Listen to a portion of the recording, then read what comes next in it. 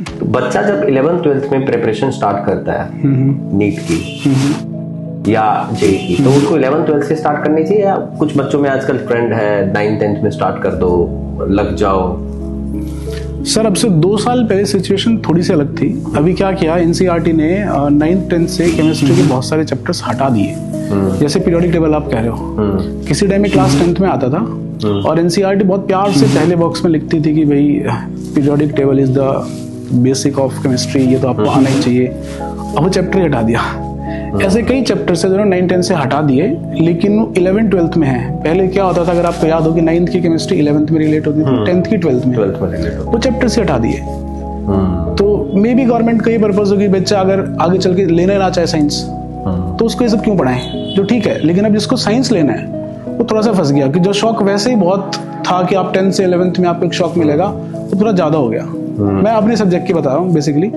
तो हम पहले तो ये कह दिया करते थे कि भाई फाउंडेशन अगर बच्चा फ्री है घर पे तो आप करवाओ, उन्हें क्यों परेशान करो। 11 से सफिशिएंट है। अगर बच्चा ठीक से पढ़े 2 साल में बहुत अच्छे से तैयारी होती है। हमारे भी रिजल्ट्स ऐसे ही हैं कि अगर आप देखोगे तो 50% हुए हैं जो नए बच्चे आए थे, कि बिल्कुल 50% से ज्यादा इनफेक्ट कि जो नए बच्चे आए जिन्होंने 11 तक कुछ भी नहीं पढ़ा।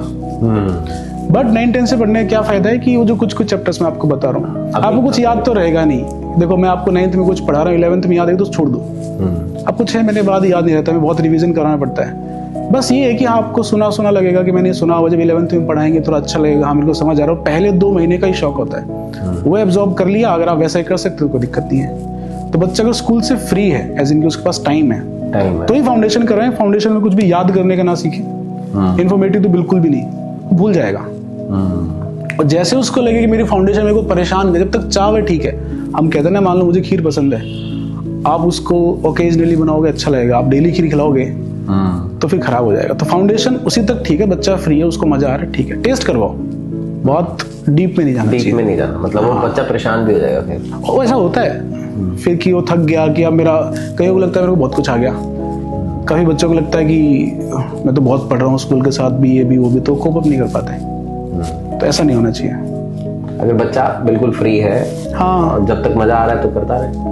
ऐसे कई बच्चे हैं जिन्होंने 9th में ज्वाइन किया, हम भी 9th से पढ़ाते हैं जैसे, और 9th में वीक में एक ही क्लास लेते हैं, कि बहुत लाइट रखते हैं बच्चे को, और उसमें मोस्टली सोचने के पार्ट पे फोकस करते हैं कि मैं कुछ हाइपोथेटिकल चीज सिखाऊंगा बच्चे को, केमिस्ट्री में दिमाग लगाओ।